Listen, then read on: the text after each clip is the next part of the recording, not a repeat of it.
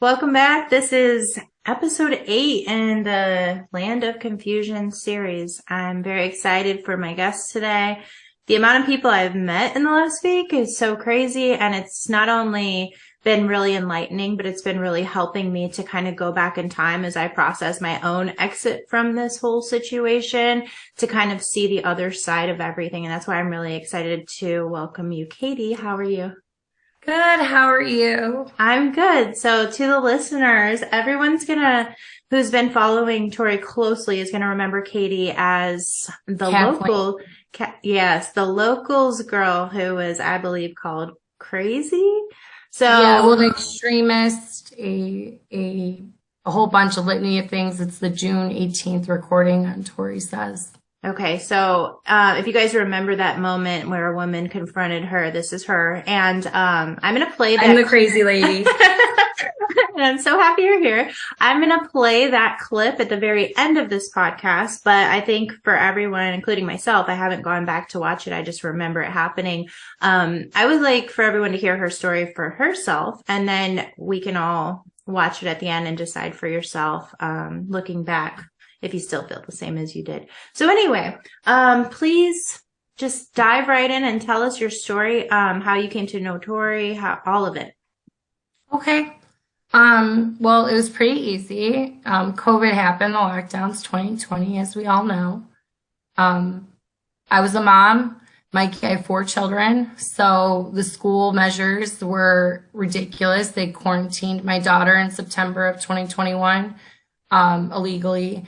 So I decided to, start going to the school board meetings. And there I ran into a man named Joe. I don't know. Is it okay if I say his handle? Yeah, I've been saying handles and first names. Probably just to be safe, we'll leave out last. Okay. It is Bocephus Bones, which a lot of you, if you've been in New Ohio on Tory, you've ran into Bocephus. Everybody seemed to really, really like him. And I do too as a person. He lives in my city. But he was an administrator of Toresays. He started in 2020. He started listening to her podcast, I believe in 2018, but I'm not going to quote him. And he helped set up New Ohio. New Ohio, I learned, is the template for all of your state groups. She came to Ohio in 2018 and did a podcast, and it kind of jumped off from there. So I have a little bit, let me see what it says. So September 2021, I joined. He got me in Telegram. Never used Telegram before. Didn't know anything about the app. It was just, I didn't really know anything about it. So as I get in this group, and me and Joe start working together, the administrator, on school board initiatives, I am then following the Toresays New Ohio chat. And I'm helping, put documents in and stuff, but not really participating. So going towards, what month was it? I think it was May. Going towards May, this is September. Tori in January ran for secretary, decided to try to be as Secretary of State for the Republican Party. She got kicked off. February, she filed as an independent, I believe, February or March. She filed as an independent candidate and got on the ballot. But her initiative on New Ohio turned from researching and gathering data and working towards initiatives towards her Secretary of State run. Joe, because we were friends, I was helping him as was his brother, saying, you have to organize this. You have to do better. You're not going to really get anywhere. So that's when he started making the Zuckerbucks groups. And he did an education one to follow legislation, like all the little subgroups off New Ohio to see if that would work. Well, it did. People started organizing and sharing data and doing calls to action. And as soon as that started, gaining a little bit of traction, it was only about a month, it was immediately attacked. He was attacked personally. This guy that has helped them from the beginning, which you probably know this story, was attacked and is a character and everything. And he and I had a meeting actually I have this, April 3rd of 2022. I had a meeting with him, his brother, Eric, and me and another individual. And we just had a chat because they were doing these Green Tavern. Have you ever heard of those? Mm-hmm. The Green Tavern. Green Dragon Tavern. Meetups. But people in our region wouldn't show up. Or they would show up and then we would have this meeting, but it was not productive. It was, and I only went to 2 meetings of the Green Tavern just because I was into other stuff politically, so didn't really have much time. But Joe is my friend personally, so I was like, I'm gonna go, you know. Me, I don't want to say this. I don't want to say this as a negative to anybody, but I don't follow people. It's just not really my person. I've always been very just me. And if I want to do something, I don't really allow people to tell me what I can and what I can't. If I think something is going to work, I just do it, you know? So that started happening, you know, the meanness, the calling names, and I'm just not that person. So we met on April 3rd and we decided to go ahead and start forming another group. And it was called Grow. And you have those texts about our establishment of that in the announcement. Can I ask a real quick question? So before you started Grow, you're in the Tory, Ohio group. What was the meanness? Like, what was you don't have to say who or what, but like, what was the point or why were they claiming? Oh, I can say mad? who and what. I mean, I have screenshots of all the group members they deleted out of New Ohio, and they had deleted some affluential people in Ohio from that group, calling them, what is it called? Not insurrections. What is it called? Influence or, sabotage. It's like to sabotage, psyops. They are saboteurs. They are the establishment. They're spies. I mean, you think of it in a way of being deceiving. They were called it. Their character was attacked by their liars about what they're saying. If they're claiming something negative against the group. Even though they come with facts, proof. And I'm not a lot of people want proof. You know what I mean? If someone tells me that you're something, I'm gonna be like, okay, well, show me. You did this, you did that, you know. And that never came across. But I mean, they got dirty. Yeah. And dirty to the point. So we broke off we didn't really break off from Ohio at the beginning. This is where it gets a little tricky. We had a relationship with Joe had a very close relationship with Tori. He was friends with her. So he reached out to her, and I sent you those screenshots this morning, and said, you know, we want to unite. We want to, you know, make New Ohio work. We want to, you know, grow the local initiative, start in our backyard like we did at the beginning, before all of this nonsense. And she agreed, right? She said, I want to meet with you, Eric and Joe, with me, Eric, and Joe, and discuss what our initiative is. And my thought was, because I was establishing a business, for profit, non-for-profit, but a business that, you know, we're not going to do the mean stuff. We are doing local initiatives. So if you're on the Zucker Bucks and you want to do Zucker Bucks in Hamilton County or Lorain County, that's fine. But we are not doing the federal push. We are doing run for committeemen, run for this, you know.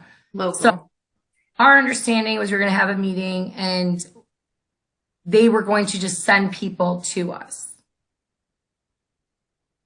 That is not what happened.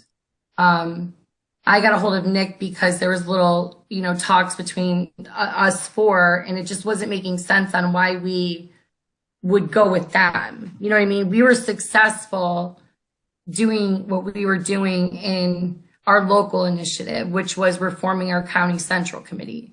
We did it. Well, we didn't do it. We tried to do it. We were almost successful, but we saw that there was a potential to get down to your county committees, your party committees, and reform. Tori then lost when we said no thank you, and we said very nicely, and I sent you that screenshot, no thank you, to Nick. it was over at that point. And this is in April, right? So for 2 months, there is this infighting between New Ohio members and Grow. And we started calling New Ohio No. New Ohio No. I thought that was a little catchy. It's clever. Even though I'm not with Grow anymore, and we'll get into that. But so they basically told members, and this is where I drew the line with them, that I wasn't going to participate in their nonsense, is that if you decided to do grassroots initiatives with Grow, you could stay in New Ohio, but you were not allowed to be a part of any of the call to actions. You weren't allowed to be a part of the social networking. You were just allowed to be in there. If they left you in there, if they didn't block you for some reason, calling you a conspirator against them, or a psyop against them, or an infiltrator. That was the big one, is they're an infiltrator. I hate that word now. Yeah. It's lost its meaning entirely. So me being me and Joe being Joe and Eric being Eric, we, of course, fought right back because she was more upset that we took about 60 of her best researchers with us. Not from New Ohio, and we were fine with New Ohio, be in whatever group you want, you know what I mean? Use free country. But yeah, she was a little upset about that. So she gets on a radio show, it starts Tiara's, what is it? Tiara, she always says it. Titles and tiaras. Tiaras, yes. I'm getting a shirt that says like a big tiara, and I'm putting the shirt on. Because she's the biggest title wearing the tiara. It's the Tory train, it's the Tory show, and we're all just here, you know? So yeah, so April 23rd, we form Grow. They start attacking us. In the meantime, people are approaching us like very upset because Joe specifically formed very, very close relationships with these people for 2 years. 2 years. I mean, and he led them. So he felt a personal responsibility for the mess that they're all in right now. Yeah. Because he met them on a personal level. Yep. So we leave. I say, you know what? Leave her. We were going to leave her alone. We were going to leave her alone. Tori, go do your Tori thing. And I don't, let me go do my thing. Let me go do yours. From April to June, she decided to just, every couple episodes, she would throw in a dig, or she would say something about Grow, or I don't even know who these people are, but she would continuously talk about us on her podcast, which if anybody watching here is a member of New Ohio, you know who I am. And I shared those texts with you, like the statements that they put out and stuff. And Joe has more. Joe has a lot more, which I will put you in touch with him. So it just makes me laugh for a second when I start thinking about all this again, because it's been so long and it's just been like a never ending battle. So in June, a group called We the People, which is I'm not promoting We the People of Ohio at all, just FYI, just don't do it. Dawn Moody, crazy. And I'm saying her last name, she deserves it. That lady is insane and whatever. But she held up an event in Avon, Ohio. It's online under We the People of Canton with Laura Logan. Laura Logan invited 3 people that were election integrity professionals and decided to hold a forum, ask them questions about warfare and this and that and other thing, and election integrity stuff, right? So I wasn't even going to go, but a lot of the candidates that were for the May primary and the August primary the August primary, because our primary was split this year. Half of our candidates ran in May, half of them ran in August. I decided to go. I was actually guilted into it by my other business partner. She's like, what if you missed something? What if you don't know who's there? And I'm like, oh God, But I went, and it's only about 20 minutes from me. And God is funny, as you probably know. He likes to mess with me. So I'm there, kind of mad that I'm there, but I was there with a friend. So I was like, it's kind of funny. My state central committee candidate is who I was with. So it's just funny. So she was there and she told me to be on my best behavior and don't ask questions and, don't irritate people like I usually do. Because all of her friends were there and she's just like, just sit and listen, right? So I'm sitting and listening. It's towards the end of the forum. I get there at 1. There's only about 2 hours left. And I'm sitting there and I'm at a table and I like want to draw you the diagram of like how this was. So you could maybe, okay. So people could see what I'm talking about, where I was sitting versus where they were sitting. Can you hold on 1 second? Yeah, I'm going to pause the recording. Okay. Okay, we're back. Okay, we're back. Sorry. So I want to draw you a diagram. Okay, so this is my really bad diagram, okay? Okay.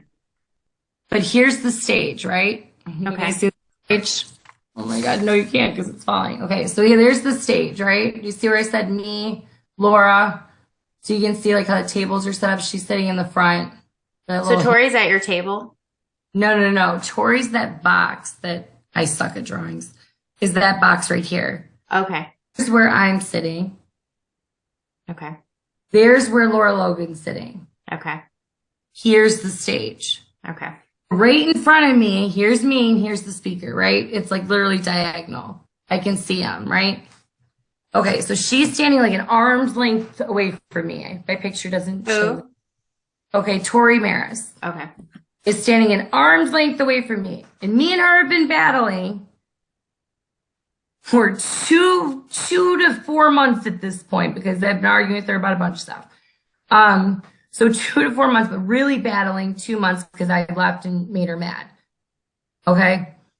So I look over and I'm just like, what? You know what I mean? What world would this? Because I had gone in this room, circled the entire room and didn't see her. You mean you can't miss her. So I'm like, where did you come from? Right. So I'm watching this guy ignoring her, being an adult, being an adult, being an adult. I'm being an adult today, right? I look over at Laura because Laura Logan, the whole time I'm there, is eyeing me. Because, of course, me with my big mouth, I always comment when speakers are talking, like, yeah, you know what I mean? And whatever. So she's eyeing me. So all of a sudden I look over when I see Tori, I look at Laura to see if Laura's looking at Tori. And I'm really good at body language. It's scary. And I see a look between the two. Like I'm doing this, right? And I see that like signal, right? And Tori goes to this guy and his name's Hertzberg. I forget his first name, but he did election integrity stuff. If you Google him, Hertzberg, you'll find him. I'll give you a link to his whatever, when I'm not insane, but just crazy.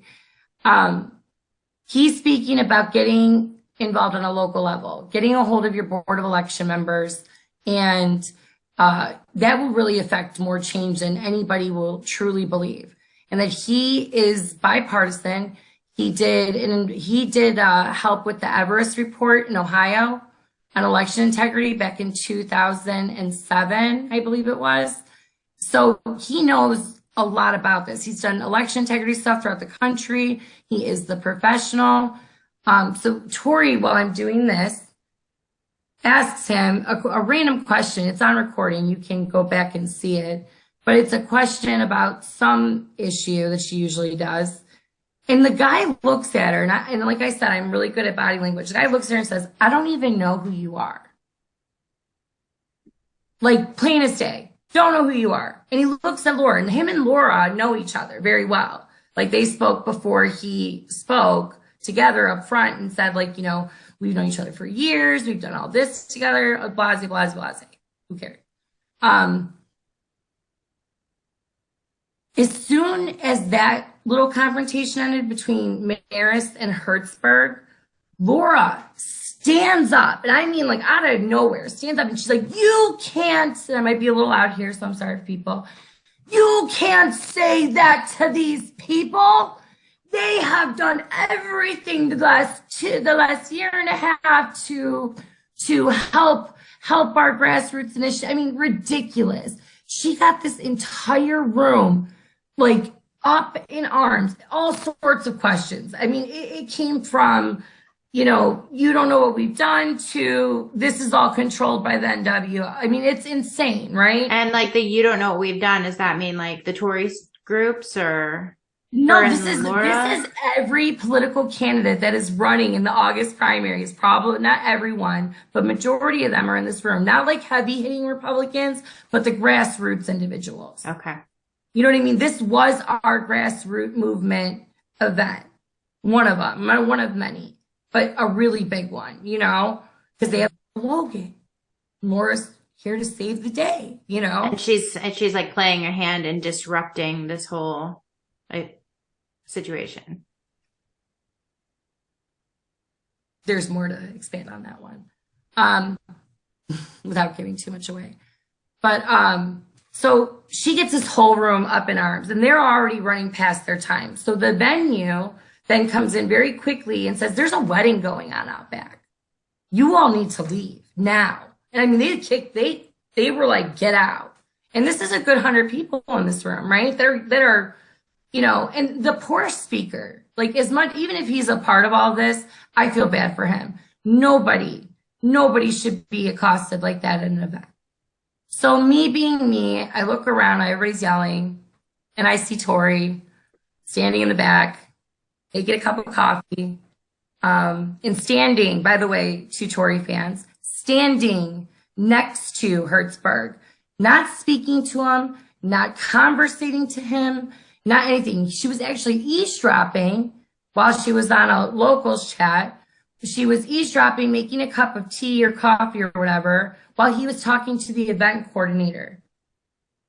And they were like, literally, here's Tori, here's Hertzberg, here's the event coordinator. You know what I mean? These two are talking. She's making a cup of tea.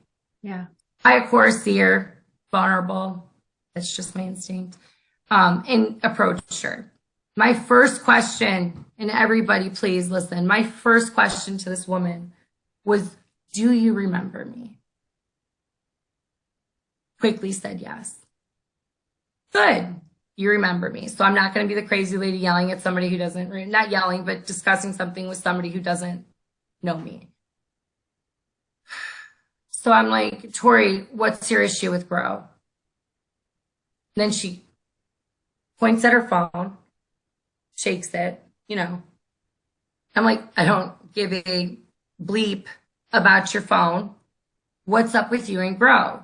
You claim to be grassroots." I know you can't hear it in that locals because I'm loud. Because she started to get loud with me, and when people get loud with me, I just get louder. I'm like, "You claim that you're grassroots. You claim that you you spread local change, but then I establish a grassroots organization, and you know what it is. And now you inhibit it. You tell people they can't be a part of it." So she goes to her argument. This is the Tory argument of the season. "That's not even my group." I have chats between her and other members. That is her group. And I have the chat that says, "Do not own this group because it makes you vulnerable, liable." So yeah, so that's where we were at with Tori with that. She attacked Grow. I ran into her. So as I'm walking, so let's get back to Hertzberg. So I tell Tori, "You're full of it." Ending that conflict, I say, "Tori, you're full of it. You're full of shit." You know what I mean? And I go right next to her and I shake Mr. Hertzberg's hand and apologize to him for the way that this group acted towards him. And that he's right. It starts at a local level because he is right. You need to know your local, your county board of election members, and they need to know you. And in a nice, professional, these are people, professional manner. You can question in a way where you're not attacking. You know what I mean? And these people are people. You have to understand that at the end of the day.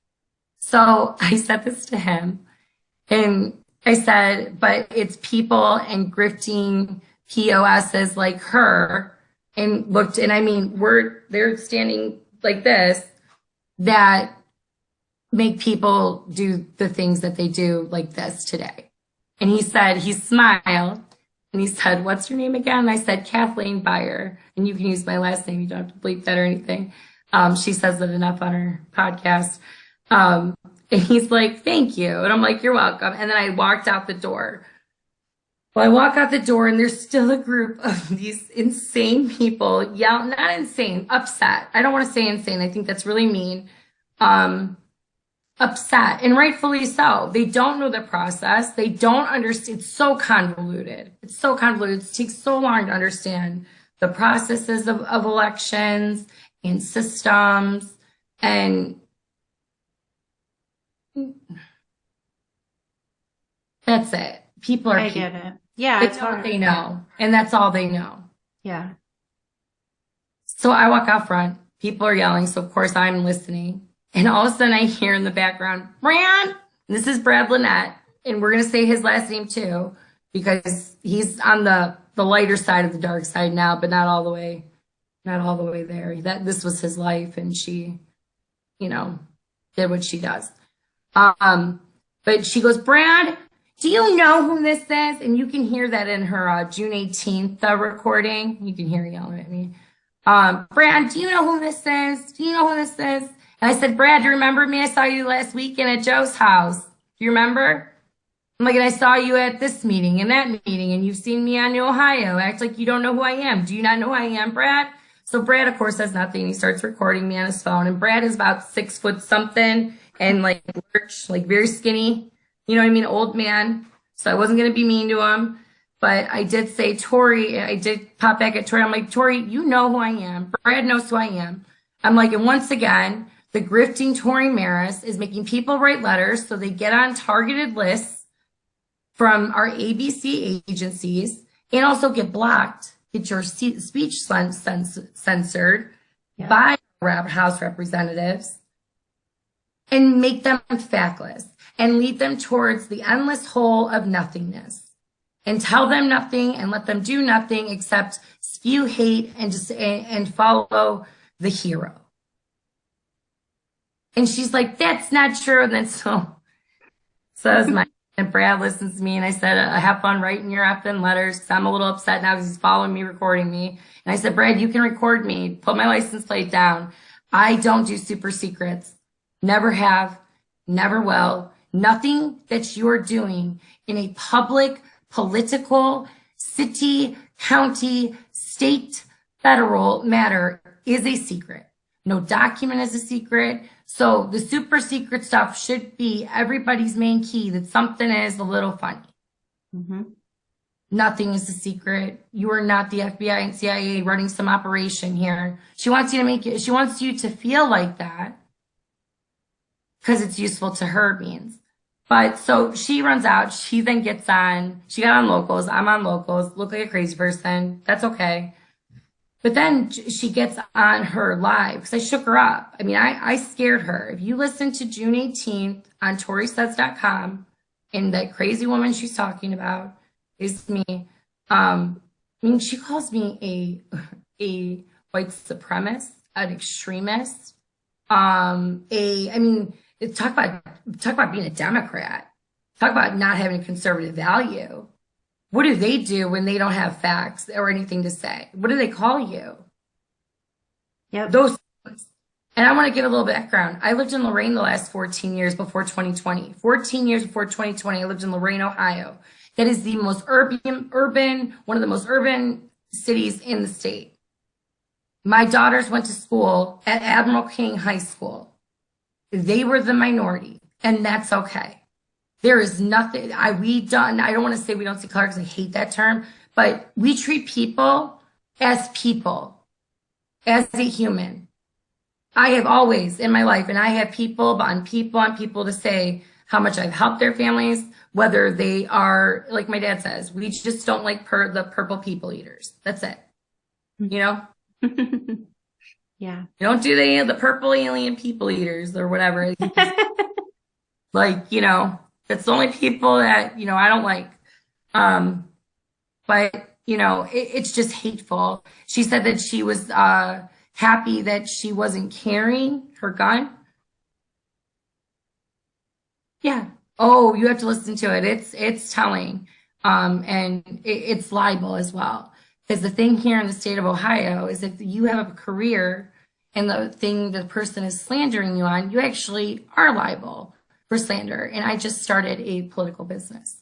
So you are slandering my name as a political candidate for office, by the way. And you sign a form when you run for office. You know what that form is? You can't tell a lie. Really?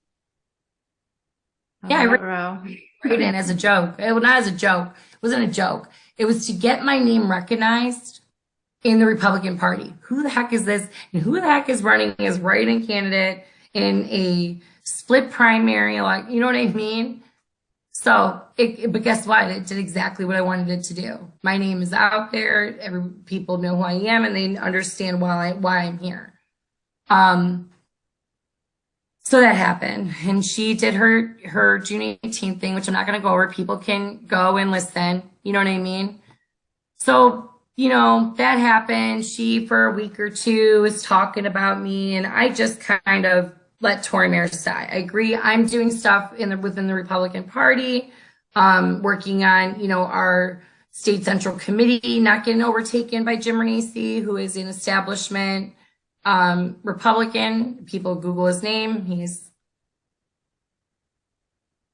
Jim. I don't like you, and you know it.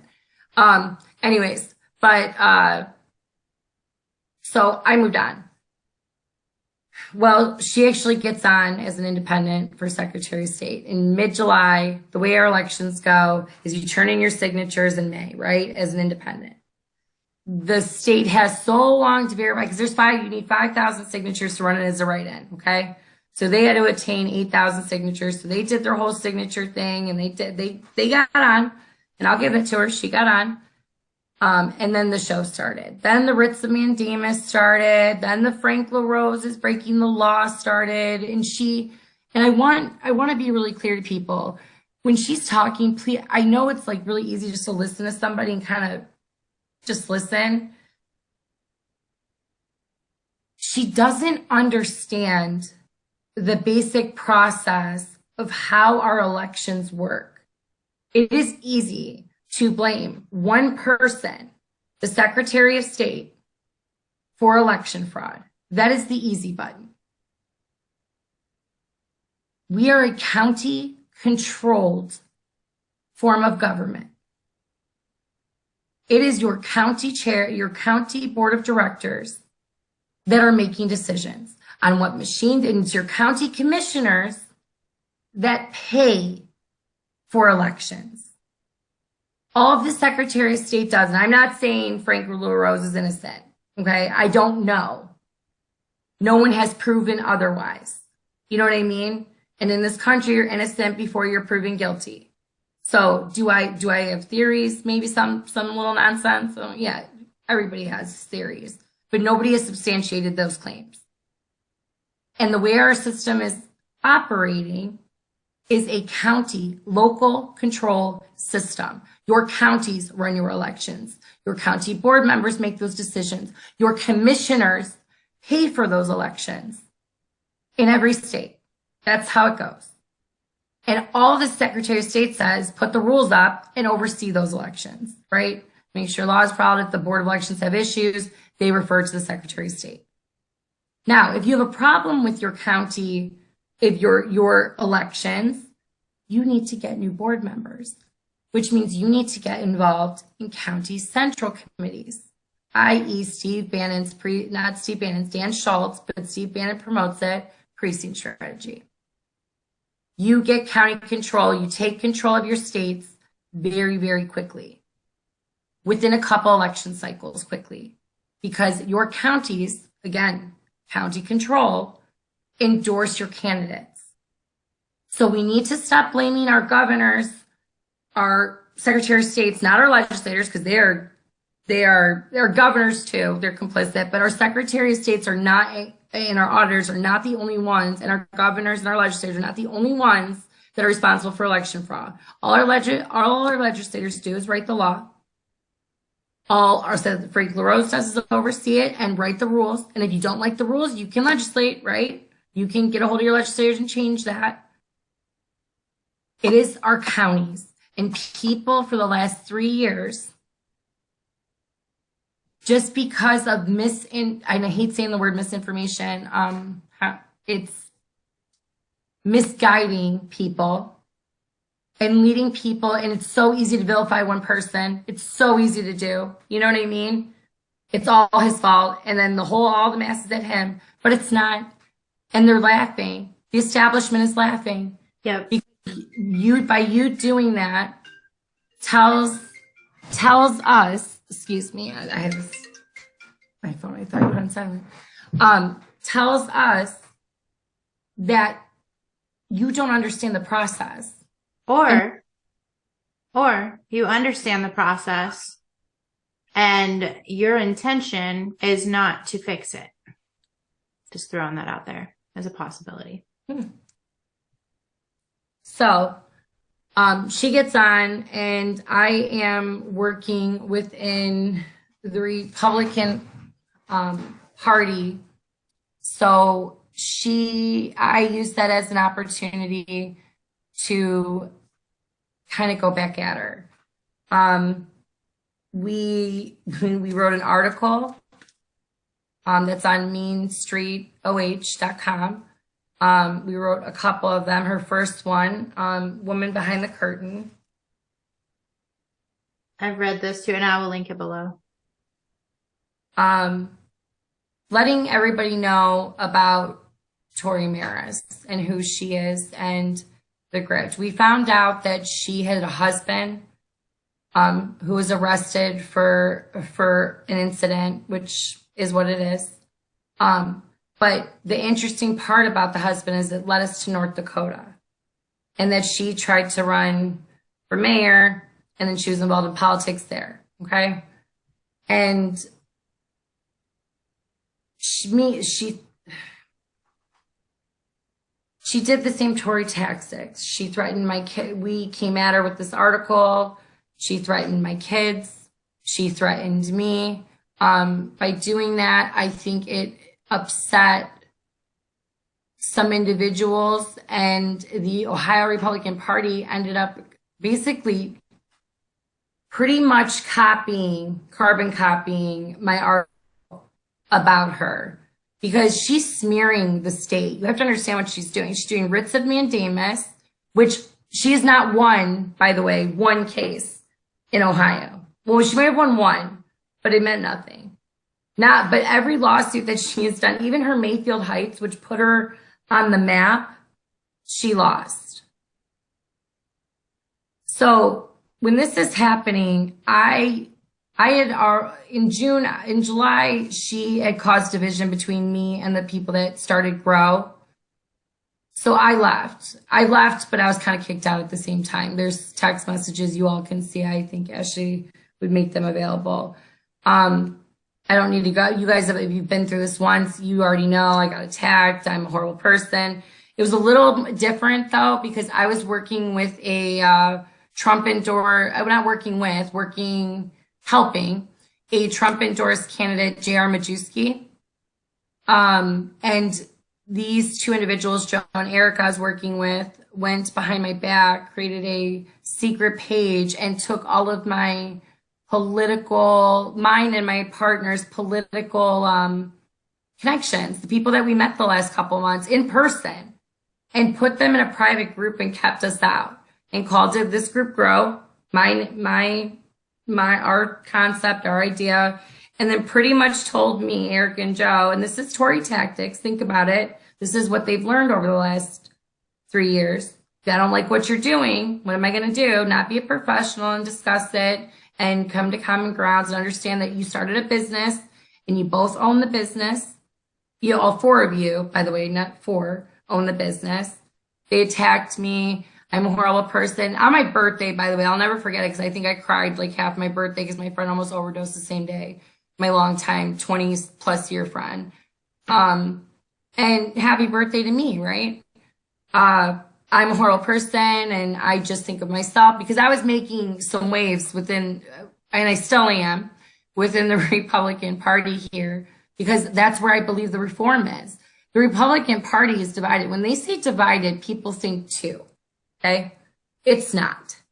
It's 4 or 5 factions of all different special interests and who's with who and who gets what for, you know what I mean? Mm-hmm.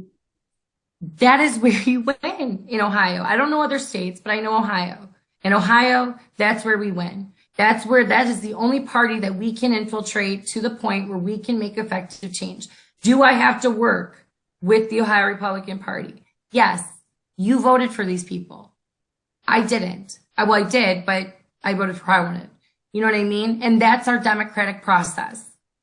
We are a republic. That's how we vote. You vote. It's who it is. We might not like it. Do I like it? No. But do I have to work within it? Yes. But don't compromise your values. Don't compromise your morals. And that's where Tori, have you ever heard her say that? Don't endorse a candidate. People will let you down. Don't put your name on somebody. What you put your name on is, I believe this person's points. I believe they are going to do what they said they were going to do. Do I believe they're going to do every little thing? No, they're a politician. They're going to say some things and they're going to have to do some things because, unfortunately, and I'm going to quote my friend here, the numbers, 60 every day is a math problem, and Karen's going to say it better and kill me for the way I just said it, but get to 60. And we've had state reps say that to us. And that's how bad it is. It's not what's best for the people. It's not what's best. No, numbers game. It's whipping votes. It's lobbying. So if you want to change, you can't go in there like, we're just going to wipe the slate clean and everything's this is going to take years. And she's not telling anybody that. And she's not teaching people Robert's Rules of Order, is she? Mm-hmm. She's not teaching people how committees work, what the positions are, what the executive committee does, what their responsibilities are, what bylaws are. Is she talking about bylaws of these committees? No, she's talking about JFK and aliens currently, but that's my point. Right. She's not teaching you how government works, and you did not learn it in school. If you know that there are 3 branches in government and that is all you pretty much know, you are not going to get anywhere. I love everything that you're saying because it's weird because I originally, before I found Tori's Telegram space, I listened to her more for like a spiritual-ish kind of a thing, but I didn't consider her political, even though she talked politics. It was basically just regurgitating the news and like her view on it. And I heard everyone sharing their view on it. I liked the other stuff. Before I got involved in that, I remember Steve Bannon talking about, was it the audit groups was the first thing that he brought up? There was something he mentioned on one of his channels, and I remember I went to these groups and I never got far. I think I jumped ship pretty quick just because, I don't know, I was new to Telegram. It's just nonsense, some of it. I don't have time. Exactly. But the point is, like, I was kind of heading in the direction of trying to find the people who were about the most change. And like, when I hear what you're describing, it's like, I haven't come across anything like that, partially because my ears have been closed, but like what you're describing right now, how simple would it be to teach those classes or to have a couple episodes focused on that and just reinforcing that and really like getting it down to the nitty gritty level of, we were talking on the phone the other day and you're like, how do you destroy a building from the top down or bottom up? And it's like, you have to remove those bricks at the bottom and the building falls. And I feel like because we've put her in this political expert sphere, we've ended up doing this, like, hit it from the top with like, we're essentially shooting bullets at the top of a building thinking it's going to fall at some point. And we're without a scope and shotgun. And we're no further than we were 3 years ago on a real level. And it's like, and how discouraged. And when I hear you just talking, like, I think I've learned more in this conversation so far than I have in the entire time I've been with her. It's actually giving me a new sense of hope of like, wait a second. And then I think about the people in California who are doing this specific work you're talking about and how demonized they were. So anyway, I just appreciate you sharing all of that. It's got me definitely thinking. That's my point. This is It's almost like Occam's razor. hopeless. Well, this idea is that it's so confusing and difficult, and I'm going to give you a 4-hour show to You're describe. too dumb. No, you know what? You just said it. You just said it. You just said it, and I need to say it. If somebody is on a platform and their go-to is the people are too stupid, the people are so dumb, the people are, the way she talks, and then she like beats you up. I feel like an abused housewife.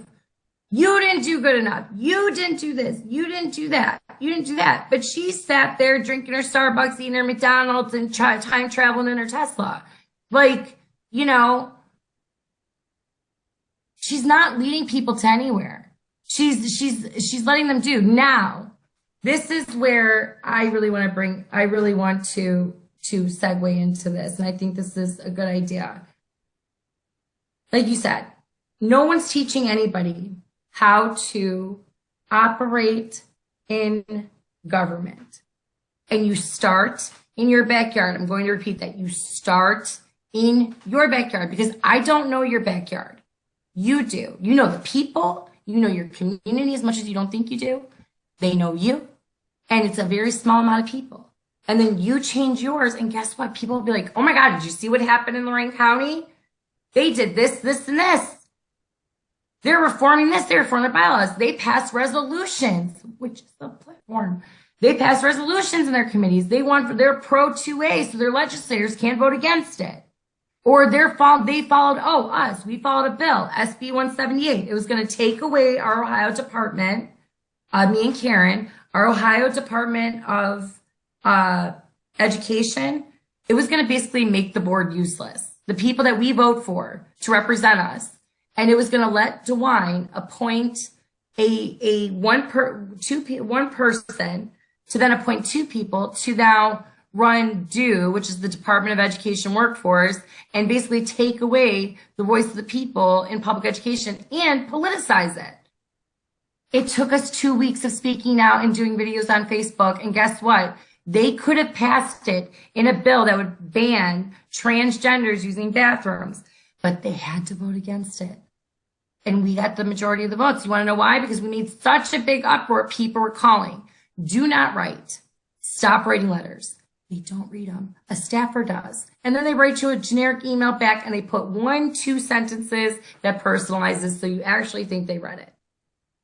And they don't. You call their office. You call their cell phones. You know what's so frustrating? Like, I'm thinking back before I found Tori. That's what I was doing. I was calling. I was on Instagram. I actually was calling every single one on the list. I would sit outside and I would go through, and you get nervous in the beginning and then you get really good by the end. And then you come up with different arguments every time and try it on the person depending on whether they're on your side or not. Even if it's like the Republic, I would look at how they vote. I would show support. I would just call and say, I really appreciate you supporting this. Thank you so much. I just want you to know you have our support. And I was literally like recording these videos and putting them on Instagram. Like, hey, if you're nervous, you try it. You know what I mean? So it's funny that I was instinctually kind of in the right vein. You were. And then I allowed myself to get lost in the Step land of one, confusion. I do want to say, since you're saying that though, step one, go to a meeting, school board meeting, city council. Just sit in the back of the room and listen and watch. And then when you're done with that meeting and you have the agenda, there's always agenda attachments, which is all the documents they don't let you see. It's their little secret. They'll do attachments. You have every right to do a records request under sunshine and get all those attachments and start reading. And you'll realize from what you're reading that day, you don't have to go back a year. You don't have to make this complicated. From that day, every month for the next, 4 months, you'll get a very, very clear picture of where your city is at or where your county is at. And all it does is go sit at a meeting or watch it from your TV if you can't leave your house or you don't want to leave your house. You know what I mean? Yeah. And then asking questions. Because the one thing that these people hate, any government worker hates, is what? Questions. And you getting the documents. And that's what we need. But that's another thing Tori does. All these people, think about all the people across the nation that are researching for her and that give her these documents. What has she done with it?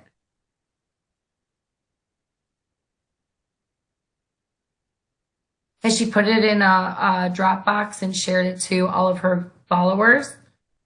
Organized? Because I have one that you can share after this video. I took all of her election integrity stuff for Ohio, put it in a Google Drive, made it public. Organized it too. I'm not done. I have another, 1,500 documents to go through, but that's more than anybody. Now think, and this is what I want people to think. What grassroots group has taught you or talked about in a logical and following up with documents and facts way, not just talking, because I've been down that road too. Precinct strategy with somebody that couldn't even explain the strategy. It's very simple, local level. She couldn't even say that, which was scary. You have that. I sent you that. None of them in Ohio. None of them are teaching local rules, what bylaws are, how to get on a committee, how to run, how to get appointed to an executive committee. No one in our state knows what the state central committee is. Do you? No, and bringing up bylaws, I'm embarrassed to admit I'm in the California group, a different one. But we were looking at our charters, because here's her direction. So your city charters. Yeah, here's her direction. Dig into your charters. That's it. Okay? No. But real quick, before I get, we were looking at it and someone goes, I don't have bylaws. What are bylaws? And I realized not a single one of us in that room, well, maybe someone who didn't speak up, knew what that even was. And I'm just kind of sad right now realizing how don't be sad. I didn't know what they were a year ago. I was on the same train, a bunch of information coming at you. It's confusion. And you don't have to teach it right now, but it's really simple, and you're going to be like, what the heck, right? So everybody needs to know this, though, too. When you have a board of education, city council, commissioners, even if it's a private board, a business, right? A business that's a publicly traded company has a board, right? How do you operate? How would you think you would operate that meeting? There would have to, because say you have somebody on a board that not everybody gets along and stuff. Do you think one person just makes the rules and it goes? No. They have to follow rules. Rules are written by the board and usually approved by a committee of the whole. So let's look at county central committees, right? You're elected to your county central committee. Your county central committee is the Republican or the Democrat, because there's two county central committees. There's a Republican one and a Democrat one, of your county party, which is a part of your state party. They are the Republicans of whatever county that control, like, let's say your prosecutor dies and he's a Republican. They then get to appoint, and I don't know how California works, but this is how Ohio works. They then get to appoint the person who either drops out, resigns or dies or whatever during that election, between the election cycles. Okay? They also get to choose who the board of directors for the board of elections is. All bylaws are the rules of the county central party, the rules that they have to abide by. And Robert's Rules of Order is the main one of those rules, which means you have to call roll call. You have to say the Pledge of Allegiance. And that's why they do all that stuff. That's why it's really important to understand your bylaws so that you can find and Robert's Rules of Order. Okay. I think Brad has mentioned Robert's Rules of Order. I can't remember. It's a $10 book on Amazon. It's 300 pages. It's the most boring thing you'll ever read in your life, but you can control a meeting using Robert's Rules of Order, and no one, not even people that sit on boards right now, understand Robert's Rules of Order. Really? And that's intentful. Yeah, because who wants to? Well, okay, so what I would like to go back to the charter thing and your thoughts on that. Now, your charter is your constitution of your city. Okay?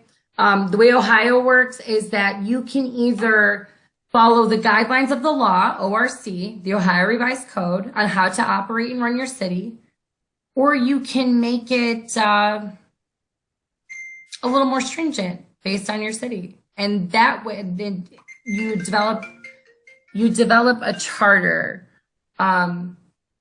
You develop a charter. Sorry, I just got straight to my phone. I'm about to turn it on silent real quick. I'm sorry. Well, you're also involved in some really busy stuff this week, so I'm Oh my surprised God, you my even had run. time. Surprised you even had time for this interview. You've been getting like no sleep. It's important. It's important. My run's Thank you. and I'm on adrenaline right now with the whole Steve Bannon thing yesterday and getting, well, it's not even Steve Bannon because I could care less about Steve. People are people with the name, non-name, whatever. I care about my candidate, my reformer. Very, very small possibility, very small with the people we're going against. But it's an actual possibility that I Might get a platform, right? Because you were going back and forth with the war room yesterday on control Twitter. of the state, but not me control, but she would be able to reform the state party to actually start working effectively. Yeah. Or have the body be represented as a whole and not factions, and facilitate a proper meeting. If you look at the meetings of our Ohio Republican Party, it's a mind my language, but a shit show. Yeah. They're arguing. Nobody knows how to call them, which is coming to what we're talking to. So we're back on you. You were describing the No charter. one knows how to do anything. City charters. Yeah. Is the constitution for your city. Those are the laws for your city. If your city has a charter, it follows that charter versus the ORC. Now, this is funny with Ohio and probably other states. Your city charter can be more stringent, but it can't be less than the ORC's guide on how to run a city. Okay, so say they tried to reduce something that's ORC, which is Ohio Revised Code, which is the law for Ohio, the code for Ohio. They can't lessen that. So they can't say there's no councilman or there's no, you know what I mean? Whatever Ohio law is, for developing and incorporate. It's called incorporating. That's why it's a charter. You incorporated your city.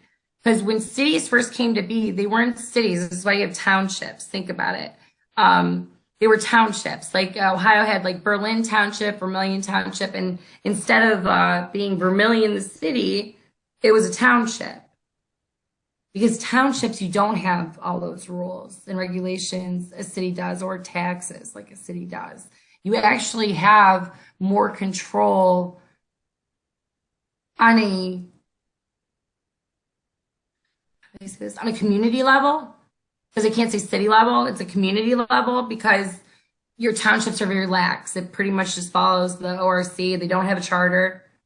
That makes laws more stringent, you know what I mean, on the people. It basically just follows, the ORC. So let's say someone were to tell you need to dig in your city charter. What would you take or hear that? You're just gonna read the laws of your city. That's it. If you're looking for something specific, yeah, absolutely look at your city charter. If your city has a charter, because it has the laws in there. I mean, it has the laws down to what did somebody quote? Assault. Like our state charter has assault like what the punishment for assault would be in the city of Vermilion. That's a violation of our city charter. Zoning. So I believe the direction had something to do with like look into your city charter about removing elected officials. No, if you want to kind of. That's difficult. She's kind of setting you up for a twofer there. Depends on who it is that you're trying to remove. Now, if you're trying to remove a county commissioner, no. It has nothing to do with your city charter. You need to go to the Board of Elections and ask them how to remove a person from office. And they'll help you if you're nice. Be nice. Be nice. People aren't super secret agents of anything. They're people. They work a job in the Board of Elections office, monotonous. Like they're not,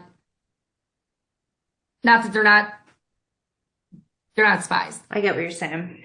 Let's just say that because people have called everybody a freaking spy. They're not a spy. They're just people working at the Board of Elections. They don't even know what's going on behind an algorithm of a machine. And stop focusing on the machines. No one knows.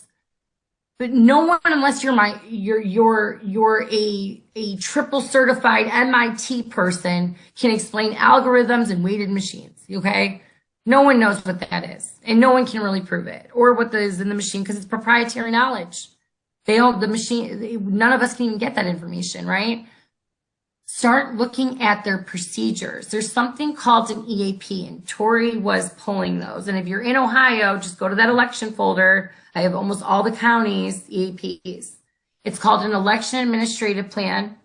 It's literally all the procedures down to every little nut and bolt that your counties have to abide by and that they submit to the Secretary of State. So if you want to remove an election official, that's where you need to look. But you need to look at their bylaws too, because every board has bylaws. Central Committee has a bylaws. They're their rules. The council, your city council, has the bylaws. The charter and the bylaws have two separate. That's your constitution and that's your legislative rules. Constitution is your charter for your city, for people to understand it. It's not the Constitution, and if anything in there is unconstitutional, it's not law, okay?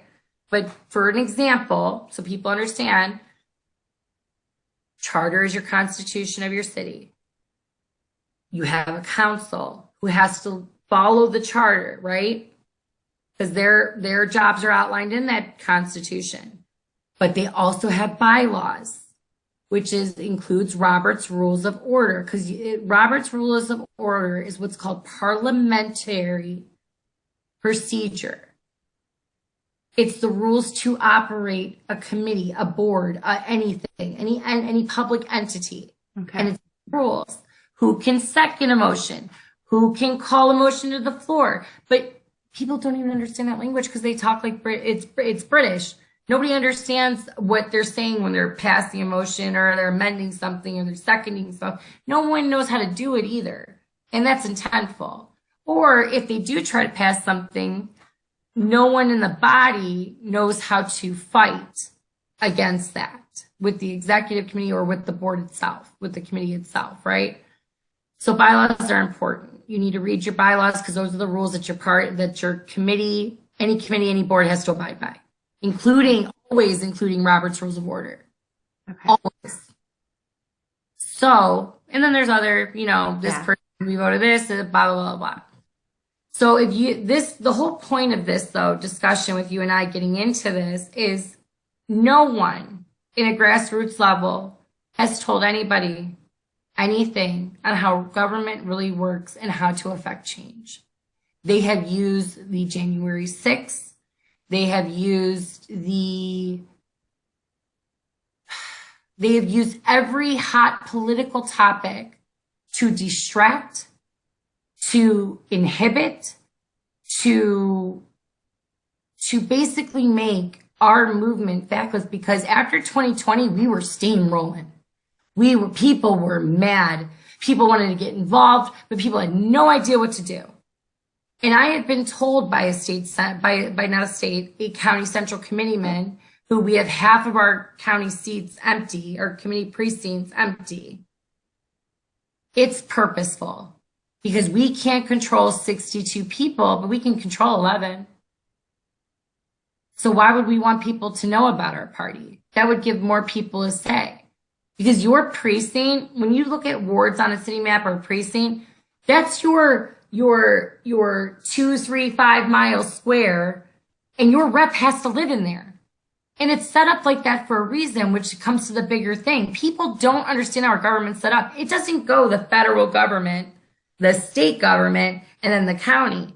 Flip that. And I have a graphic for you to show this.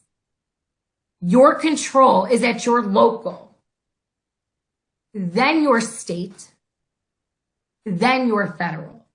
We are sovereign as a state. We are sovereign as a county. That's why your county sheriffs are so important, and your judges, because the county controls everything. And the county is the one that protects you from the state. The state is the one that protects you from the federal government. So if you want true reform, talk about the pyramid, start it, but flip that pyramid upside down, because that's where our control legally is. That makes sense. So that all these letters, these fucking letters that we're sending to all of these Put you on the list. Puts us on a list. Can you go into a little bit more of that? Because I've been having that feeling, and I've seen a lot of people just generally asking that question for a while. But what's the potential damage of that? Like, in your opinion? Goes into, I know, something that you wanted to discuss a little later, but I'm gonna synopsis it for you. Okay. Like, this is all going to tie in for everyone. We're going to do a couple parts, but I want this to progress naturally. And she's like kind of at phase 10, and I'm somewhere around 4 or 5 right now. So I'm at least phase 50 at this point with these people. So oh my gosh. We've talked about it all, and I'm just like, okay, it kind of helped me, but I just want this made her brain explode. Yeah. I want this to progress at a normal pace, but that will be coming very, very soon. Before I wrap. So your question was the letter writing.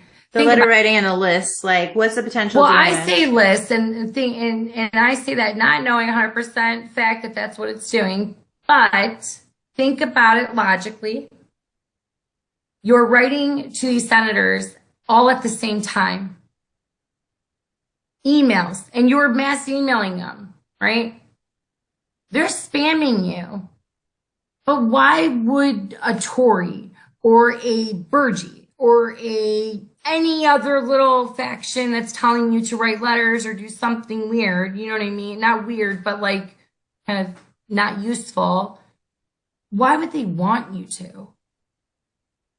Besides putting your name in a database or on a list of a very far right to them extremist. Well, and then that kind of, and I don't want to get too far into speculation at this point, but like it does bring into something that I've been thinking about lately is putting the Q in her campaign's logo. And everyone that ties in our name. She thinks it's Pegasus and she knows it's Pegasus. The point is, it's been used to discredit patriots and people who are fighting for their country this whole fucking time. And I remember responding to her after she did it under her little post. And she's like, isn't that funny? And I'm like, it's not funny. You're playing games right now. Run a legitimate campaign. So that frustrated me. And then, well, how did she get on MSN right after she put up that poster? She was on MSN within the week. Yeah. It's weird. It drew attention National for another platform. It didn't draw that much attention though in the state. It drew negative in the state. If you think about it, why would MSN want to? It drew negative on all of us because now all of us associated with her are associated with Q bullshit, and that just immediately puts us in people's brains as like the Q shaman and all this stupid stuff and Pizzagate, and then another thing is the J6. I haven't talked about this yet. Not too long ago, this admin who is now suddenly gone or somewhere in the shadows, she asked us to send she reposted her admin asking us, plausible deniability, keep your hands clean, to everyone at J6 to send all the footage to her that they had. And have you noticed her footage is on a lot of different streaming platforms, not under her name? Okay, so I've noticed other grassroots players, and I think it's because it's my state that she's running in, so I know the people that she's affiliating herself with have the same footage. They're all sharing the same. Okay, that makes sense. Yeah, there's a lot of connectivity that we're going to get into. I'm really excited to get there, but just asking people alone to send images of people who, all the people in your video you're outing right now. And she collects it. And now she's going to use it for this documentary, that's going to only profit her. And like you said earlier, they all focus on this bullshit like J6 and all the hit pieces. It's going to distract the people. It's going to bring in a whole new wave of listeners who are going to get stuck in this trap. And I'm like, they literally asked us to willingly give up this information while there's all of these investigations going. Well, the FBI, I mean, is that not a data collection grab if there was one? Well, that's also. And you're consenting. Like, here you go. And she didn't do it directly. She had said she reposted her admin doing it. She does this tactic a lot. Well, she also censored your speech. Didn't she? Because now You as concerned citizen who's writing your legislator who should answer you, who is bound, who is your representative, You pay taxes to put him there or her there. And now I'm blocked from them. Yeah. Because I was a part of a spam. And if you call operation. them, you're the crazy lady who's been sending them crazy emails with that bulk person, so they have a reason not to call you back. Well, it's no different than in our chats. When something's repeated 10 times, we delete it. It's called spam. We essentially were a spam army that shut all of our own voices. And also, I don't know if you listened to the episode where I talk about the GAO complaint on Power of the Pen, where I started to put together some of this about the work. The GAO, we spam them and they put up new structures and new rules so less people could be heard in the future. Yeah. I'm sorry, but inhibiting more speech, inhibiting public participation in government. And if you call them after, say, I'm done with my letters, right? I don't want to write my letters anymore. It's not working. I'm going to call them. You are now on a list. I almost guarantee it that rep is going to look down and see that you have sent them 50 fucking emails. You have sent them so many letters that their office is being flooded that they are never going to call you. Okay, so that's a good point. And I have another question for you because I like an outsider's perspective. Twice now and one is currently happening, but twice now she has told us to write these letters, preservation letters to these people because we might potentially sue you in a class action. None of us know what the class action is. But I fucking did the first one like an idiot. The second one that's happening now is right when I was starting to see things that were going on. And I'm like, I don't know if I'm going to file a lawsuit. So why am I going to tell them I'm going to file a lawsuit? So I'm essentially threatening them. You are. Something I don't even know I'm going to do. Like, what are your thoughts on that? Well, what does that cause? What does that cause? What is all of it? If you really think about everything that we're discussing in the last 10 minutes, what is the outcome? People get upset. People get discouraged. Or people get angry. And what happens when people get angry? You're wrong, you're this, you're that, you're this, it's your fault, it's his fault, it's this person's fault. And then she goes on a radio podcast and says, you're all horrible people. I don't even know why I do this. You're all idiots. None of you read. Nobody reads. It's titles and tiaras, even though I wear the biggest effing one. You know what I mean? Yeah. And she makes people feel like ish. Yep. And it's intentful. And she's got her little guard dogs that reinforce that. And then they prohibit information from coming into the community. She talks about trust your gut, but she won't allow anyone to see anything that's anything controversial or even different. Like my episode, someone got banned recently for sharing it in her main chat. And I was like, they're not allowed to trust their gut over there. She's got these. But be okay with it. Be okay with it. That's what we need to tell people. Yeah. I'm going to tell you. It's okay. And she has no power. None. Agreed. None. There's an illusion of power. She has told me I am a crazy loon. I am this. But she threatened my children. My children, as a mother, do it. I will happily sit in that box with a smile on. You don't know me. I gave up my life for my kids. I had them very young, 19, 21, 22, 23. You know what I mean? And raised them and love them and will protect them over anything. And so will anybody in my corner. However, you don't threaten people. And it's just a threat. I'm telling you that right now. I have called Tori out at every level, and you guys will see eventually what I'm talking about. It's a threat. You are a citizen of the United States. You are free. There's laws, but it's not breaking the law telling the truth about somebody. Just do not make a claim without proper evidence. That's it. Besides that, she's a person. And she's not a nice person. And if you ever see her, and if you see her in public, she's not a nice person. She's good when she speaks. And that's it. It's trained. She has no social skills. No, she does not know how to deal with confrontation. Because my confrontation with her, I went up to her and she's short. And I'm 5'3", by the way. I'm not tall. And she's shorter than me. And of course, I like to body language people. You know what I mean? So I'm like very abrasive. I'm not going to lie. I was abrasive. Did I attack her? No. Did I do anything illegal? No. Did I maybe point my finger at her little face and yell at her because she's messing with me? Yeah. Very right to do so. It's my right. Yeah. Nobody in that room grabbed me and dragged me out. We had somebody running for governor sitting there, somebody running for Senate sitting there. We had somebody, just lost Senate sitting there, Mark. Then we had, other people in that room that could have easily or Mr. Hertzberg standing right next to her if I was accosting her. You know what I mean? She's a liar.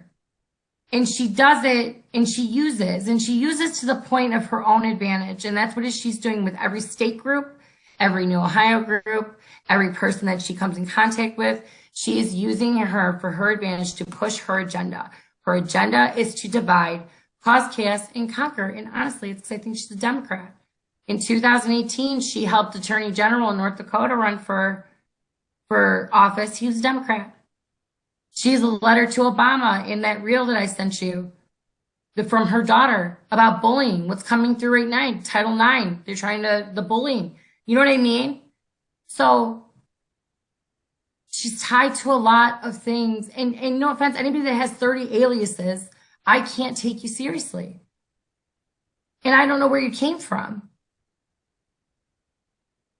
No one has that many aliases, and it's not because she's from a super secret spy school. She might be. I mean, she might.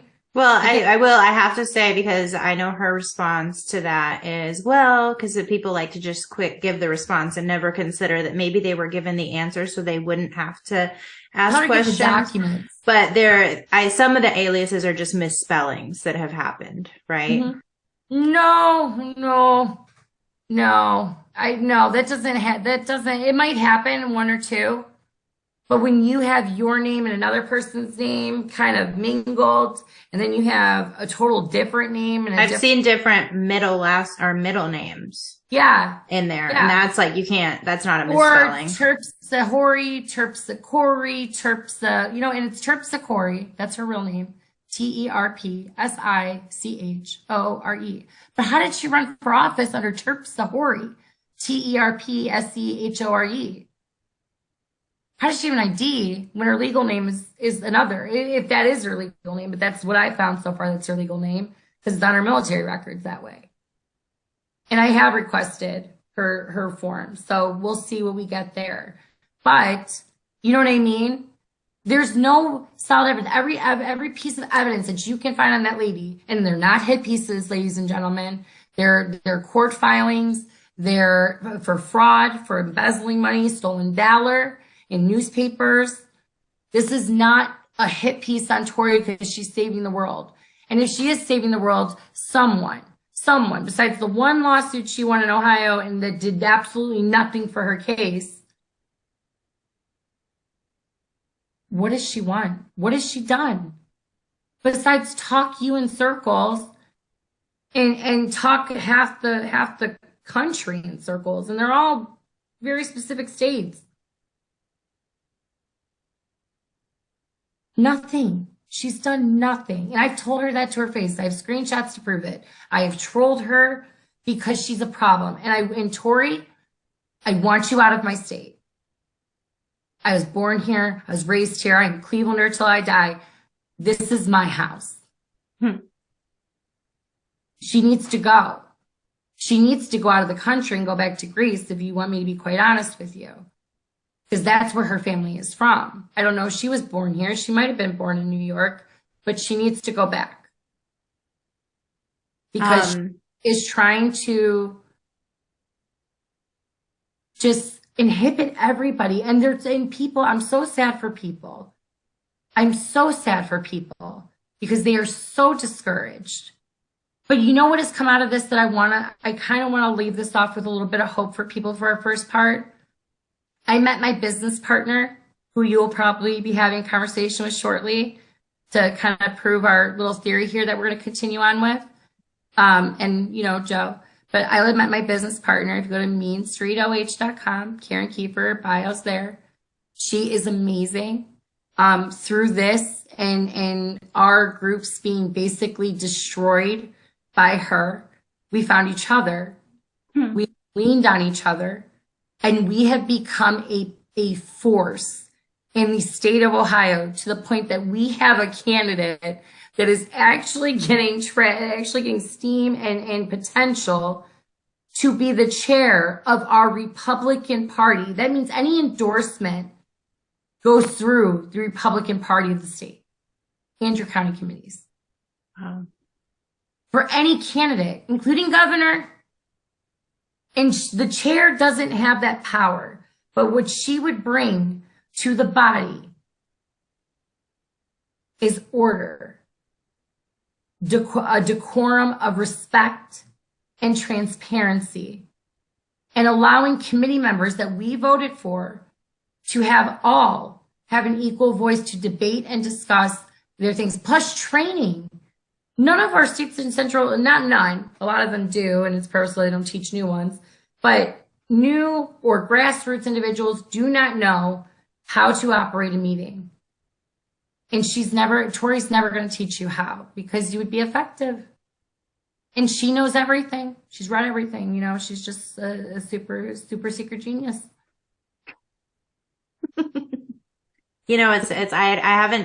I've been coming to a lot of conclusions on my own, and I don't share them a ton because I'm just like trying to be sensitive to everyone's process. And I know it takes a while, and people right now are finding the comfortability and freedom to just talk for the first time. And you don't realize how much suppression you've been under until you start to talk. And I think a lot of us are just finding our voices. And even though I'm giving space for people on this platform, like it's happening to me too. And I'm realizing like every once in a while, I'll get really fucking pissed. Like right now I call it my stages of grief.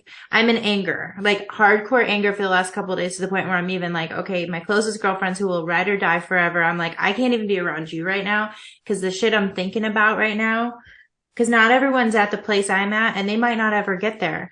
But I'm like, you're not. But I'm like, that's another thing. You cannot convince others that, and people, especially COVID, they did this, and we'll go into that later with others, you know what I mean?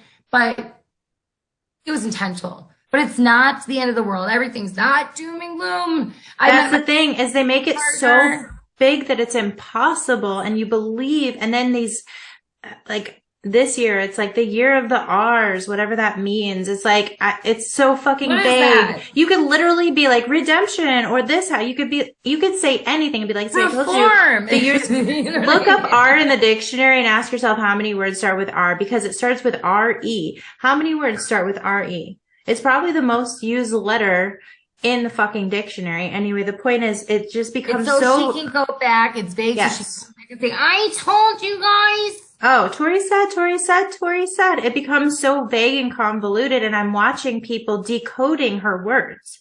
What do you think this means? And this Tori's titles and tiaras is Tori. That's all she's there for.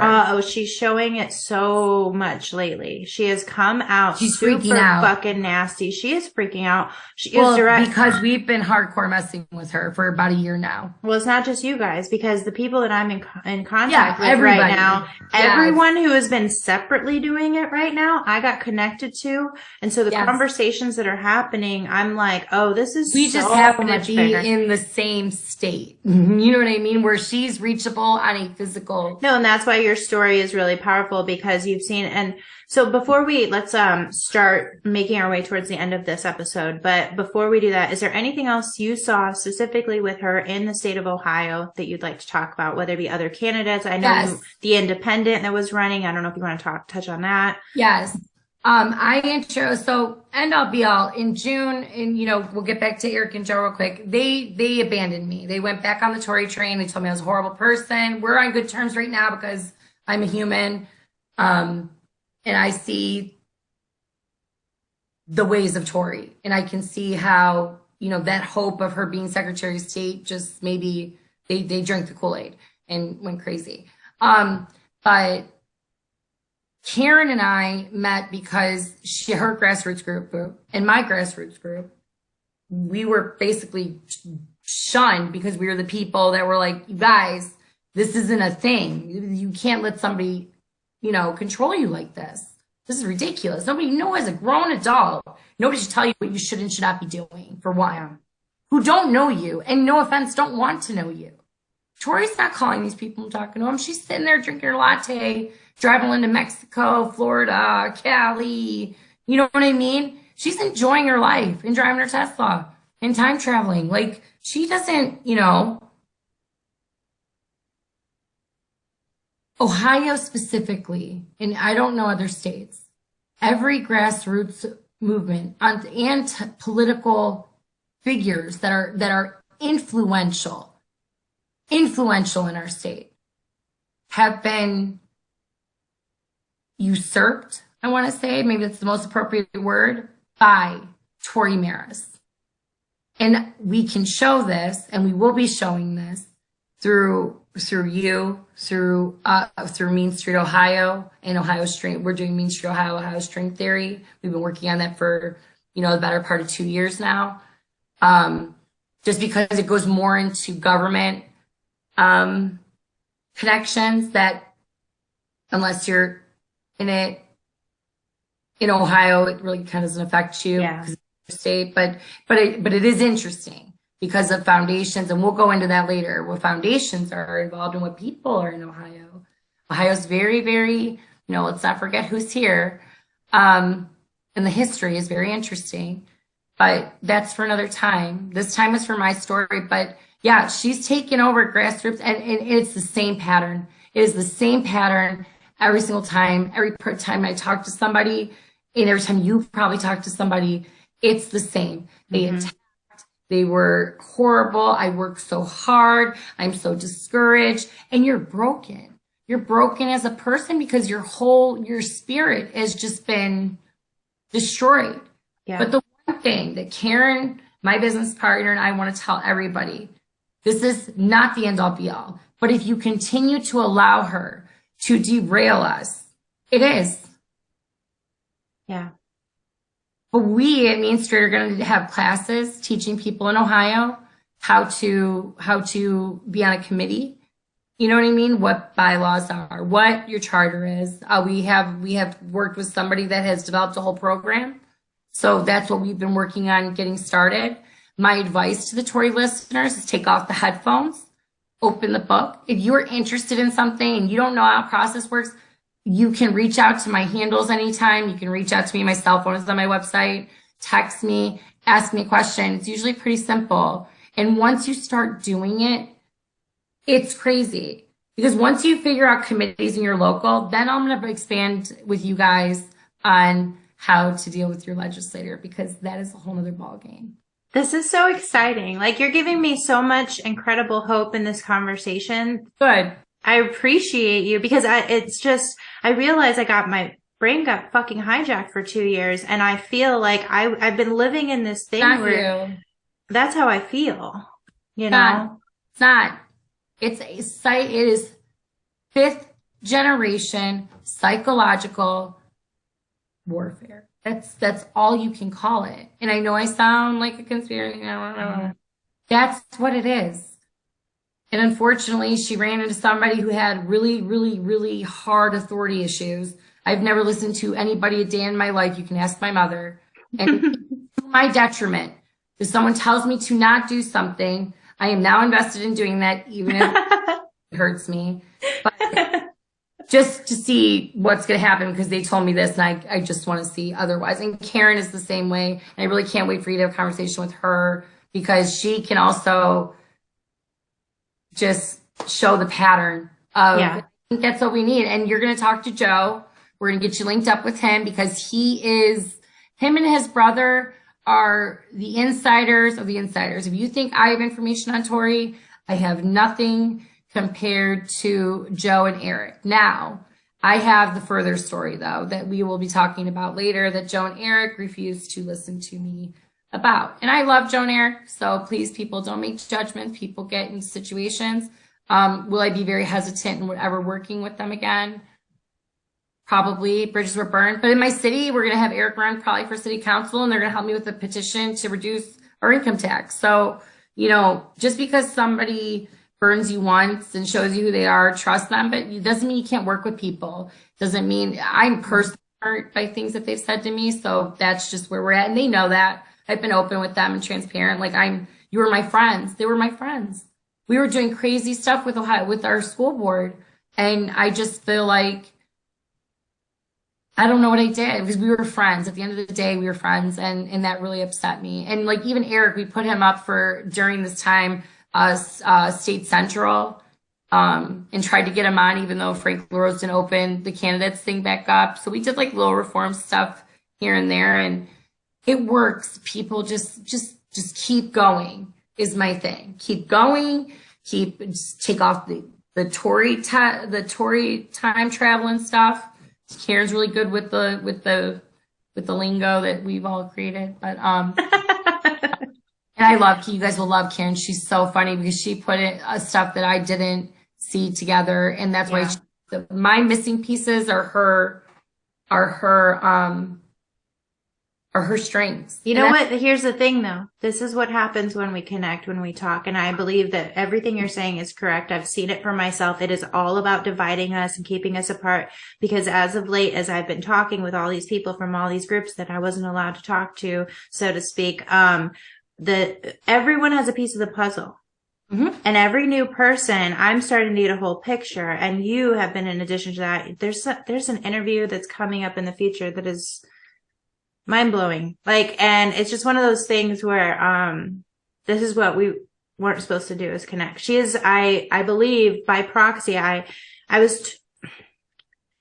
many people tell me things, I have to remember what I can and can't say. I believe that she may have been instructing her admins not to engage, because once they started immediately attacking us, they were just revealing so many lies. It was really funny because all you have to do is ask questions. That's the problem with lying. What's the problem with lying? So we were asking questions over and over and over, and then their story kept changing, and because they didn't really, so I think they realized in that one day how quickly they were falling apart, and she was probably like, you guys need to stop, you're making it worse for everybody. But then I heard that she potentially might be getting people to report my YouTube. I don't know if that's true or not. I was told that. You better be ready. You just had me on here, and I'm not trying to make a big deal about me.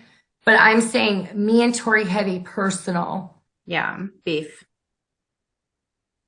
in her face. And she does not, I mean, if you need to listen to June 18th recording. It's about 30 minutes in the beginning of the whole podcast. The rest of it you don't need to listen to. When she's going for coffee, by the way, skip that whole thing. I just saved 15 minutes of your life with her talking about her stupid watch. So when she gets to the part in the beginning where she gets to her Starbucks, just skip through. Just then took it back to me, because she does that as a distraction method, and it's annoying. But here's the thing, we're us talking again and us getting back connected. It's I'm learning that this person has this idea, this person has this knowledge, and then what you're talking about right now, I feel like everyone in the country can benefit from going to your website when you have these classes available and stuff that alone. Oh yeah, and keep up, because we have blogs on there, we have a bunch of stuff on there. If you're from Ohio, specifically stuff for you for your counties. Things we broke ESSER funds.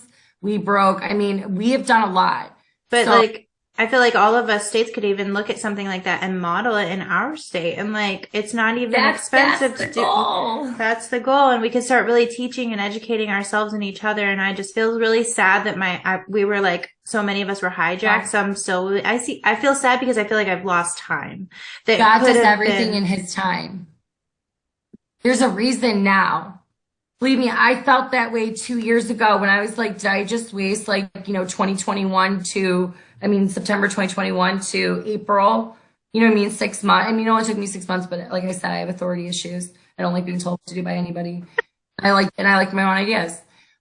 Just to be quick, I like my idea. If I'm wrong, I can admit it, but I knew they were wrong because I was reaching out to others. I'm that person that when Jean Anderson, and this is really how we should end it. Jean Anderson, when I was in a room with her the first time, I had about 3 people come up to me and say, "Do you see that lady over there?" And I said, "Yeah." They said, "Stay away from her. She is rhino. She is a swamp creature. She is this. She is that." And I'm going to tell you this right now. Jean Anderson is the most ethical, moral, kind person I've ever met in my life. And now is about to be my state central committee chair, hopefully. So, which is my state Republican Party chair, who's going to endorse the 2024 candidate, which hopefully won't be DeSantis the way shit is going right now. Because there's a big shift here. We all need to realize why this shift is happening. They ran on someone's name, and now we're switching sides. Every candidate, every single one in Ohio. And Ohio was never a big MAGA person. Now, the people, yes, but our Republicans and our central committees, our Erie County Central Committee chair has said publicly in a newspaper, he is anti our 45th president, Mr. Trump. That's ridiculous. That is ridiculous. You ran on his name. You won on his name. You don't have to respect the person. Respect the position and respect what he did. And the people who supported you. And the people behind him working. Yep, yes, exactly. County, this is the lesson from today. Your county. Learn your county. Your charter, your constitution. Bylaws are your rules. Election issues start in your counties. They do not start, and that's every state. I'm going to tell you that right now. That's how our system is set up. County, state, federal. You fix this, all this gets cleaned up. That's what they don't want you to know. And I have a perfect graphic I'll share with you after this to show so. Okay? Thank you so much. This has been great. I'm so excited for the next couple ones. I think this was perfect. And I'm excited for you guys to see me and Karen together. It's a hoot. It's hilarious. Me too. No, I think we could do a round table. It'll be fun. Absolutely. I think we should interview her, and then, we're going to do a round table with all three, and we can she is to what's coming forward. There's a group of I did not do this by myself. I'm not some hero. There is a group of individuals.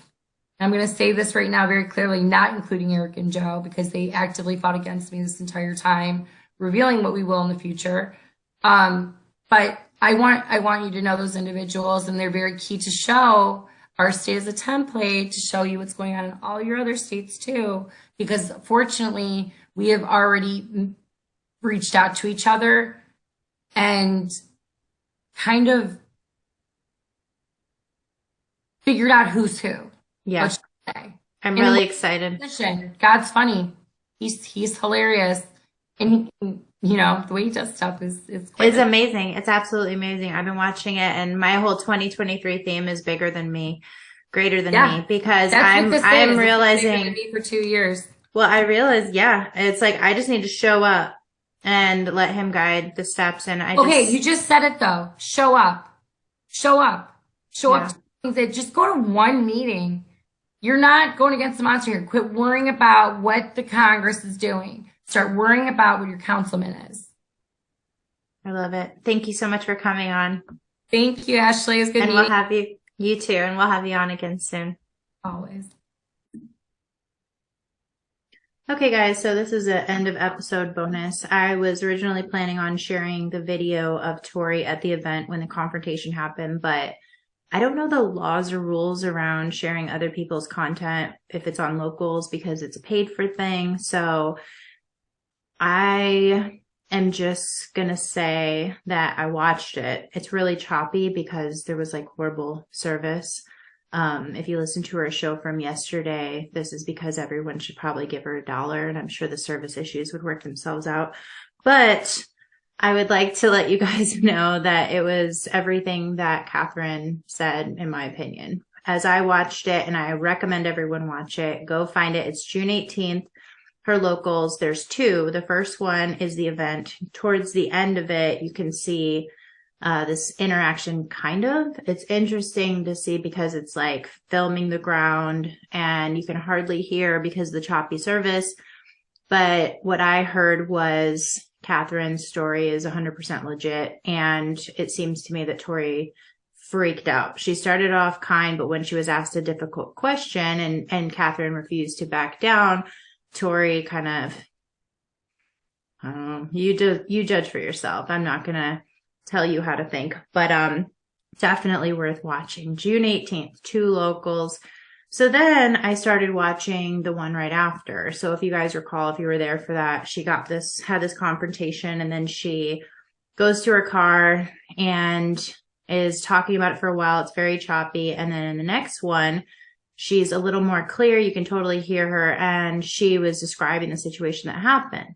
And because I don't know if I can share the video or not, I'm just going to read a couple of things that stood out to me. Now, granted, I've only watched the first 10 minutes. I have like a capacity for how much I can actually listen to her at this point. But I do want to share some of the quotes from the post interaction coming directly from Tori's mouth. So she said, they said very racist. And this was talking about people from New Ohio that were telling her something. And she made it very clear that I'm not saying this, but they said it. She's like, I don't want to get someone on a no-fly list, which is a weird thing to say, but yet you're putting out all of the defamatory words about her. Anyway, they said very racist and have done very aggressive things. I don't manage shit in these state groups. I find that interesting. I don't manage shit in these state groups. I find it interesting because we had a free and fair election in our, quote, sovereign state of California, where she demoted me without explanation or reason that I'm aware of after I said that I wouldn't ban against the will of the people. And, she overrode the election of our sovereign state, showing me that it actually is her state and she actually does manage shit in the state groups. But I'm grateful that happened because it started this whole process of setting me free. She said, this is what makes me nervous when extremists get upset. That lady, clear extremist. So now she is saying it. It's not what they said. She's saying this woman is an extremist. If you look at the videos, you'll see that this woman confronted her about something that was actually affecting her lives. How many times have we shared videos of people confronting their congressmen or their legislators, going up and asking them the hard questions? Tori herself has shared these videos. And we've praised these individuals when they call these people out. Confronting someone, does that make you an extremist? Sounds like a leftist talking point to me. Found it a little strange she used that specific language. She also says, this is what makes me nervous when extremists get upset. That lady, clear extremist. So this is like I can't read my own writing. So this is like super concerning considering that I've now seen it face to face. This is happening in every one of your state groups where people are like, we should go do protests. We should go get arrested. I want to stop on that for a second because I'm seeing a theme in the kinds of things that are being said from admins. And I'm wondering why the culture is this way. Could it have something to do with these types of statements coming from Tori herself? A woman confronting her with words, as we all have the ability to do with any elected official or anyone running for an election, is now associated by Tori with wanting to go do protests and get arrested. Something to put in your pocket. I've seen this affect a lot of people in our state groups. It takes one fucking idiot with extreme views to get you in a lot of trouble. You know, it's a good thing I didn't take my bag in there because it said no firearms. I'm gonna leave you guys with that. Like I said, I highly recommend you go watch the video. Like I said, I could only get through about 10 minutes as she was rolling up to Starbucks. But do with this what you will.